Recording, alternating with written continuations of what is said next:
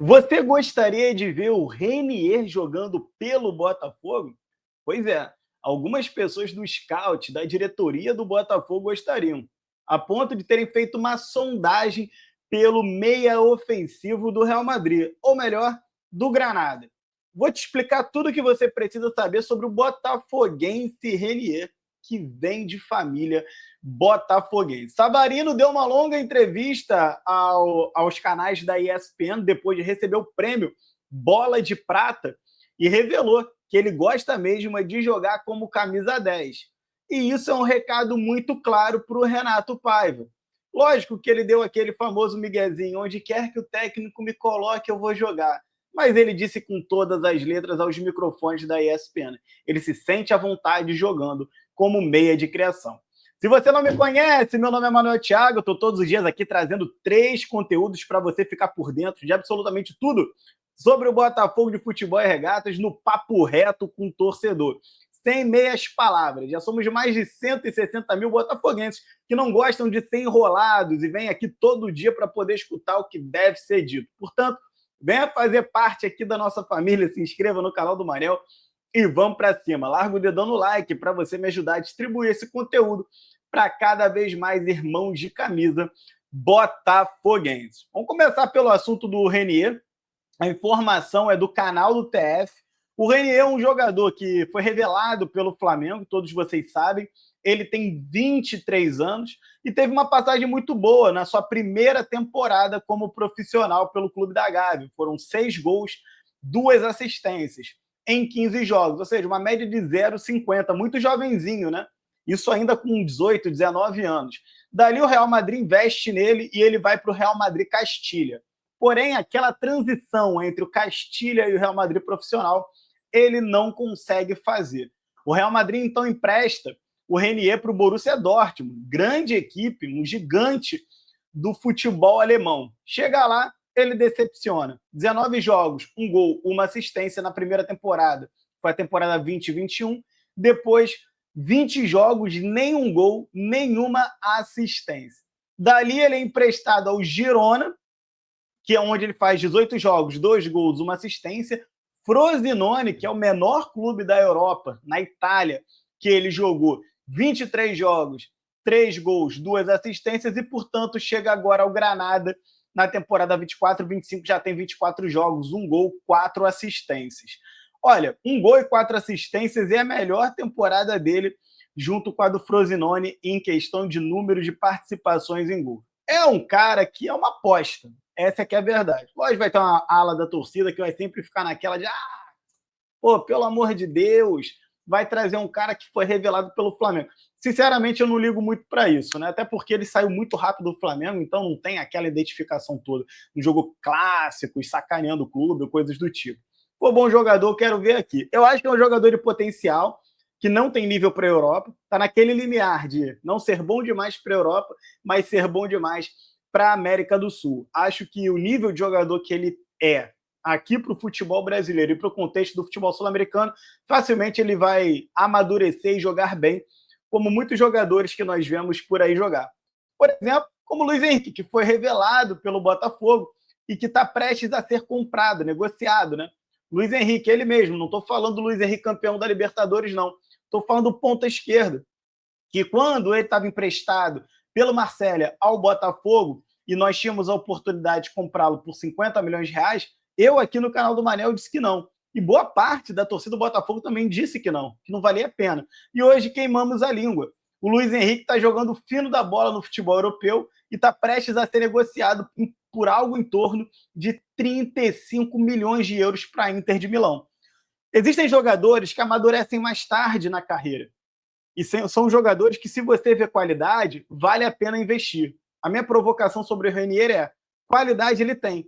Então ele pode ser como o Luiz Henrique, um cara que mature um pouco mais tarde na carreira. Eu sou a favor da vinda dele. Claro que eu gostaria de um jogador de mais impacto, um jogador que viesse para resolver. Por exemplo, o Wendel, Bitelo. Esses são perfis de jogadores que você não contesta, não resta dúvida. Todo mundo sabe que a hora que o Wendel chegar, o Wendel entra para ser titular e resolver problemas imediatos no Botafogo. Bitelo, caso venha, embora Alguns digam que não tem nenhuma chance dele vir para o Botafogo no meio do ano, a informação de momento, mas caso ele venha, é um cara que resolveria problemas imediatos do Botafogo. Mesma coisa foi com o Savarino. Eu prefiro esse perfil de contratação. Agora, a gente entende o contexto da SAF que aposta em alguns jogadores, portanto, o Renier poderia ser um deles. Um jogador que tem chamado bastante atenção nesse início de temporada aqui. Faltou falar que a família do Renier é toda botafoguense e que o Renier, na sua infância, também foi botafoguense. Não sei se ainda é. O próprio TF, no vídeo dele, também não confirma se ele ainda é botafoguense hoje. Claro que ninguém vai ser contratado por ser ou não botafoguense, mas é um ponto de simpatia a mais, sem dúvida nenhuma. Vamos falar de Savarino. Savarino é muito importante no atual Botafogo. Ele recebeu o prêmio da Bola de Prata da ESPN e ele falou claramente sobre a função que ele prefere exercer dentro de campo. Pediu confiança à torcida do Botafogo para que nós possamos repetir um ano histórico. Tá otimista o Savarino. Eu acho que ele tá certo. Enquanto liderança técnica desse time, o papel dele é dar entrevistas, puxar a moral do torcedor para o alto. O papel dele tá certinho. Embora a gente saiba que dificilmente o Botafogo vai repetir um ano histórico, principalmente com aquilo que nós temos visto dentro de campo. Palavras do Savarino, vou abrir aspas para ele. Tem jogo que eu joguei pela esquerda, tem jogo que eu joguei pela direita. Isso tudo esse ano. Mas já tem 3 anos que eu venho jogando de camisa 10, livre no campo, onde me sinto mais cômodo. Pelas características e pelos jogadores que o Botafogo tem, acho que no meio me sinto mais cômodo. Mas é como eu sempre falo, se o treinador me colocar pela direita ou pela esquerda, eu vou fazer o meu melhor. Vou fazer o melhor sempre pelo Botafogo. Claro que o Savarino, ele não vai aqui cometer a deselegância de falar, o Renato Paiva, vamos parar de sacanagem e me bota aí como camisa 10. Ele não vai falar isso no microfone, né, cara? Mas tá claro que o Savarino quer jogar como camisa 10, que é um coro da torcida, diga-se de passagem. Aliás, no jogo contra o São Paulo, que pese a péssima atuação do Botafogo, sobretudo do ponto de vista defensivo, uma tragédia do meio para trás, o Savarino jogou bem, cara. Ele teve uma bola logo no começo do jogo, que ele sai cara a cara com o goleiro. Infelizmente, ele não dá a cavadinha, né? Ele não tem a tranquilidade necessária para fazer o gol.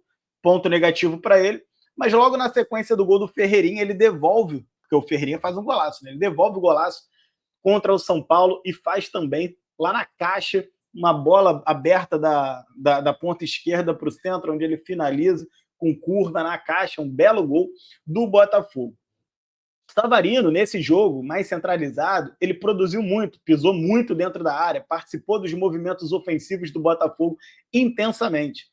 Eu espero, de verdade, que o Renato Paiva não recue na escalação do Savarino como meia centralizado no Botafogo. Não faz sentido nenhum ficar prendendo ele lá na ponta esquerda. Agora, como eu acabei de dizer, o gol do Botafogo nasceu de uma jogada onde ele estava posicionado mais à esquerda da entrada da grande área, puxa para dentro e bate. Sabe o que significa? Não é que ele não tem que jogar como camisa 10 centralizado, significa que ele tem que ter liberdade.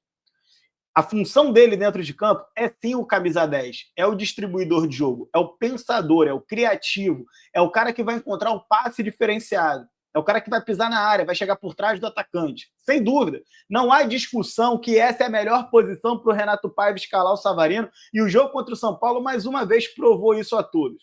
Agora, o que o jogo do São Paulo também prova é que o Savarino tem que ter liberdade para, na hora que ele achar necessário, com a leitura de jogo, ele é um cara muito cerebral, ele é um cara muito inteligente, ele poder cair na ponta esquerda, criando uma jogada de gol como aquela, finalizando a média distância, como ele gosta de fazer, e fazendo o belo gol que ele fez. Portanto, boa sorte aí para o Renato Paiva, que Deus ilumine seus pensamentos, porque ele por si só não está muito iluminado ultimamente, não. Falando em Renato Paiva, a apuração aqui, cara, deixa eu ver, a apuração foi do próprio site do GE. Apesar da instabilidade no Botafogo, a diretoria, segundo informa o site do GE, mantém a convicção do trabalho do Renato Paiva. E há um pensamento interno de que o melhor está por vir com o treinador português na temporada 2025. A gente viu muitas vaias surgirem no Nilton Santos, apesar do público reduzido. Quem estava lá vaiou, e vaiou com força o trabalho do Renato Paiva.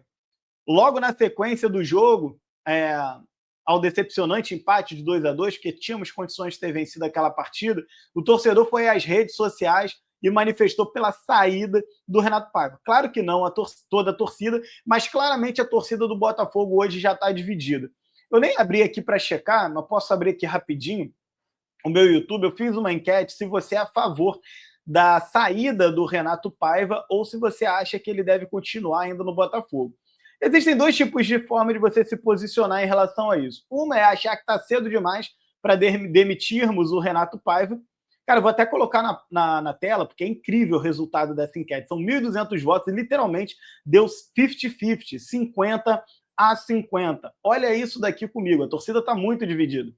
Você é a favor da demissão do Renato Paiva? 2.200 votos. Claro que isso daqui não representa a totalidade da torcida, é um pequeno cheiro daquilo que o torcedor está sentindo, pelo menos aqueles que seguem o canal do Manel. Você é a favor da demissão do Renato Paiva? Sim, 50%. Não, muito cedo, também 50%. É a primeira vez, né, em 7 jogos que eu faço, os 7 jogos considerando o amistoso contra o Novo Horizontino. É a primeira vez que eu faço uma enquete questionando se o torcedor acha que nós deveríamos trocar o comandante. E, para minha surpresa, eu acreditava que o não fosse vencer por ser muito cedo. Eu achava que seria alguma coisa assim, 60-40 ou 70-30. Porque o torcedor do Botafogo já aprendeu, principalmente desde que o John Textor chegou, que mudar de treinador toda hora não costuma ser o melhor caminho. Embora o Botafogo tenha mudado de treinador com o Arthur Jorge e tenha conseguido o seu título. A provocação que eu fiz nos vídeos ao longo da semana, principalmente pós-derrota de São Paulo, é: até quando nós vamos segurar o Renato Paiva lá? Até que ponto nós temos convicção que o Renato Paiva é o melhor comandante possível para o Botafogo em 2025? Será que não valeria a pena o John Textor começar a procurar um outro treinador e, quem sabe, ao longo do primeiro turno, quem sabe na virada de turno, pós-mundial, fazer essa troca? Mas aí trazendo aquele nome perfeito? Vamos supor, vai que ele fica aí mais 2 meses até o Mundial procurando, consegue fechar com o Mancini da vida e trazer. Não digo o Mancini de fato, mas um cara que ele considera ideal para o projeto da SAF do Botafogo e que, sem dúvida nenhuma, poderia entregar mais do que o Renato Paiva. Será que não deveria fazer isso?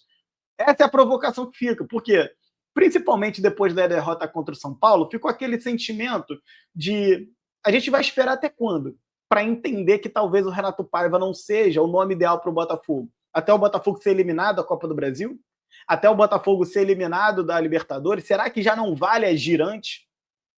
É uma reflexão muito dura. Eu sei que o Renato Paiva teve muito pouco tempo, mas ele já chegou com a cabeça a prêmio, né? Pouquíssimos foram os botafoguenses que comemoraram a chegada do Renato Paiva. Aliás, eu me arrisco a dizer que nenhum botafoguense comemorou a chegada do Renato Paiva. Ele chega ao Botafogo sob absoluta desconfiança. E o seu início de trabalho é absolutamente decepcionante. São 2 derrotas, 2 empates e 1 vitória. É muito pouco, mas muito pouco mesmo, não é isso? Acredito que seja isso. Então, ele perde para a Laú, ele perde agora para o São Paulo, ele empata, ele ganha do Juventude, não é isso? Ele empata 2 jogos, ele ganha do cara bobo, né? Isso mesmo, por aí. Então, assim, é muito ruim, um aproveitamento realmente muito aquém daquilo que se esperava. Palmeiras e Flamengo, por exemplo, já largam 5 pontos de vantagem em relação ao Botafogo. Flamengo com nível de performance de meter um 6-0, enquanto que o Botafogo não consegue encontrar soluções simples para ganhar jogos também simples. Quero te lembrar que o São Paulo veio ao Nilton Santos extremamente desfalcado. O São Paulo não tinha Lucas e não tinha o Oscar, nem o Luiz Gustavo. 3 jogadores muito bons, 2 aqui letais, que se tivessem jogado, o Botafogo certamente teria perdido aquele jogo, porque eles são o diferencial técnico do time de São Paulo. A arbitragem claramente é uma preocupação. O Botafogo foi assaltado lá em Bragança, né? Aquela linha que todo mundo viu que foi marcada errada. Depois o Botafogo, logo na rodada seguinte, é assaltado também com um pênalti não dado. Ou melhor, dado e depois desmarcado pelo VAR no Cuiabá. E teremos Ramon Abate Abel, né? Ramon Abate Abel no Botafogo Atlético Mineiro. Como projetar esse Botafogo e Atlético Mineiro, né? Muito complicado. O Atlético Mineiro vem de um jogo muito... vem de 2 derrotas e 2 empates. O Atlético Mineiro vem de um jogo muito ruim. Ele perde para o Santos, e não é que o Neymar entrou em campo e acabou com o jogo, não. O Neymar continua jogando ali nota 3, nota 4, jogando mal, mas o fraquíssimo Santos foi capaz de derrotar o Atlético Mineiro. Portanto, O Atlético Mineiro, ele definitivamente não está bem. O Grêmio, que tomou de 4-1 do Mirassol, foi capaz de derrotar esse Atlético Mineiro. Se tem um momento bom para você pegar o Atlético Mineiro, o momento bom é agora. E aí fica a pergunta: será que o Botafogo do Renato Paiva vai cometer tantos erros a ponto de ressuscitar o Atlético Mineiro? Ou será que o Botafogo do Renato Paiva vai conseguir vencer e convencer contra o Atlético Mineiro para a gente começar a mudar esse astral, ninguém mais questionar o trabalho do Renato Paiva, porque começamos a ver evoluções no time e a gente apostar num futuro melhor? Me conta aqui nos comentários o que você acha sobre tudo isso. Um grande abraço para você que fica e fui!